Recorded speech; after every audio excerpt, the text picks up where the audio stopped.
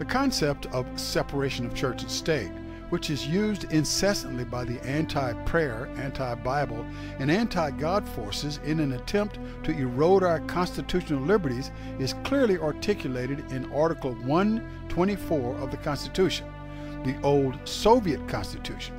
Quote, "The church in the U.S.S.R. is separated from the state and the school from the church," close quote. Let us be clear. There is absolutely nothing in the U.S. Constitution or any of our founding documents that articulates, supports, or defends the concept of the separation of church and state. The source of the phrase is a letter written by President Thomas Jefferson in 1802 to a group of Baptist ministers, and it meant the exact opposite of what the anti-God forces infer today.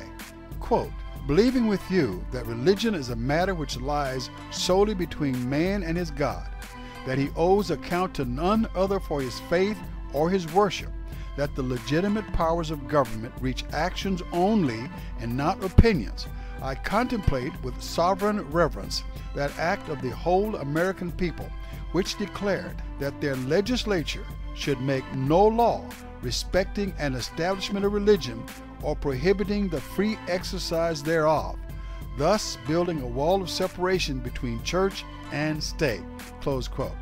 Now, I'm not an attorney, but doesn't invoking the so-called Establishment Clause immediately violate the so-called Free Exercise Clause? Consider these thoughts on education and America. Quote, "America is like a healthy body, and its resistance is threefold: its patriotism, its morality, and its spiritual life. If we can undermine these three areas, America will collapse from within." And how about this one? "Education is a weapon whose effect depends on who holds it in his hands and at whom it is aimed." By the way, those quotes are from Joseph Stalin. Does that not sound suspiciously like those areas now under continuous assault by certain progressive or liberal groups in our country today? Let me ask you, what is the underlying foundation of these critical areas, patriotism, morality, and spiritual life, if not the Bible? Here's another quote. "We are spending less time in the classroom on the Bible, which should be the principal text in our schools. The Bible states great moral lessons better than any other man-made book." That quote from Fisher Ames, author of the First Amendment. The Bible in public schools? Yes or no? Choose ye.